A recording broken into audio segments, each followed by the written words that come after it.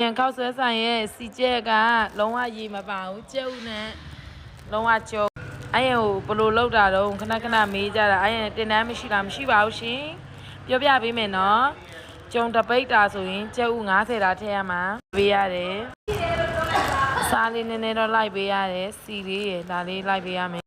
ဘလို့ရဲ့စီကျက်ကရေလုံးဝမထည့်ဘူးကျဲဥလေးတွေနဲ့အဲ့လိုနဲ့နေမွေတာမွေပြီးတော့လုံးဝလုံးသွားတဲ့ဒီခဏပြင်ရလိုက်လက်အိတ်တော့ဝစ်ထားတယ်နော်လက်အိတ်မဝစ်ဘူးပြောမှဆိုလက်အိတ်လေးတော့ဝစ်ထားတယ်လက်အိတ်ဝစ်ရင်တော့လုံးလို့မကောင်းဒါမှဝစ်ထားလိုက်တာလေလက်အိတ်ဝစ်ရင်တော့လုံးဝတာပိုပင်မန်းတယ်လက်စီပြီးလောက်တာအားရပါရနယ်လို့ရတယ်လက်ကလေးကလည်းကျိုးထားဆိုတော့အဲ့တော့အားမရှိတော့ခဏရေးဒီများနေရငါတို့စက်နဲ့မမွေဘူးလားစက်နဲ့မမွေဘူးလားကစက်နဲ့မွေလို့ရှိရင်သူကအပြုတ်အမာကိုစမ်းလို့မရဘူးစက်ကြတော့စက်နေတဲ့အတိုင်းသူက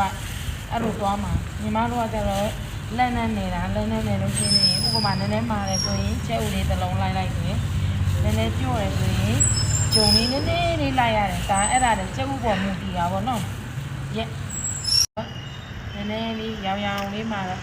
ကျုပ်လေးတစ်လုံးလိုက်ပြီးရတယ်လိုက်ပြီးတော့မွေရတယ်ခဏရဲ့အဲ့လိုဒီမမန်းလေးနဲ့လုံးညအသားပြောင်းနေပေးရပါလေရှင်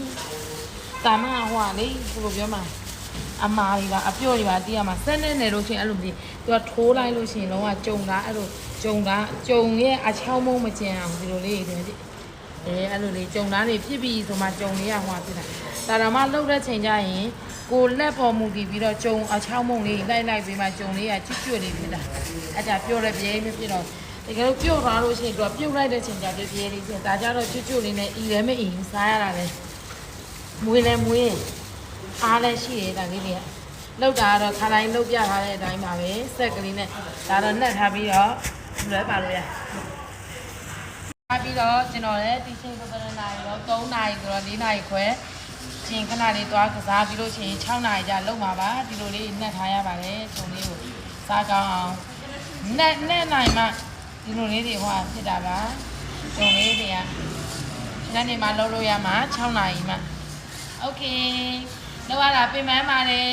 စားလဲလို့လဲကုံအောင်စားပေးပါချင်းထဲမခင်းနဲ့ကြိုက်နော်ဟုတ်ကဲ့ပါဒီမှာဒီလိုလေးတွေကြုံလေးတွေအဲ့လိုလေး